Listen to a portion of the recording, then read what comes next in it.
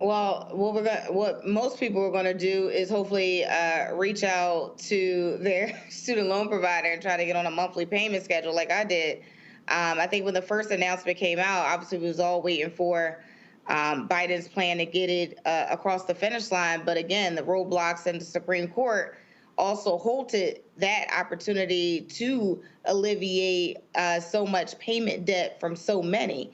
But now, again, we're, instead of being alleviated from all these student loan debt payments, we're now being forced to pay in full. And so, you and your guest was totally right when it comes to like elections have consequences, and those consequences are, meeting us exactly where we are in our home and in our everyday life. So when people are complaining about age, just remember, you now have to pay a student loan debt that's three times the cost of what it is to purchase eggs at this moment. Mustafa? I mean, it's just the continual foolishness of this administration. I mean, so you got people who are in survival mode, right? There are so many people trying to keep the lights on, trying to put food on the table. They literally just trying to survive. I had a few folks who I know who actually reached out to the Department of Education because they were trying to, figure out what they could do and how they could, rectify some situations. They just couldn't get anybody to answer the phone, or, they get transferred. So you've got that dynamic when you have the hollowing out of these agencies and departments.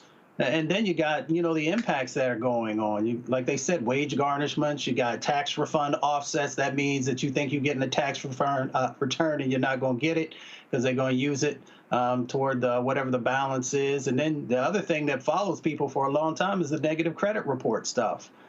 So somebody's got to do something differently. Here's the last thing, too. You know how Trump always talks about how he loves, these Norwegian countries, whether it's Norway or Finland or Sweden or Denmark or Iceland, all these countries that he often, wants to emulate. It's interesting because all of them, if you are a student and you want to go to a university or a college that's public, it's free. So that's actually where we should be headed. But in this moment, we got to deal with this particular issue. Pick up the phone, send an email, go up to Capitol Hill and let folks know that you have some concerns here and that you're trying to get it right, but that is causing you some significant, distress and harm.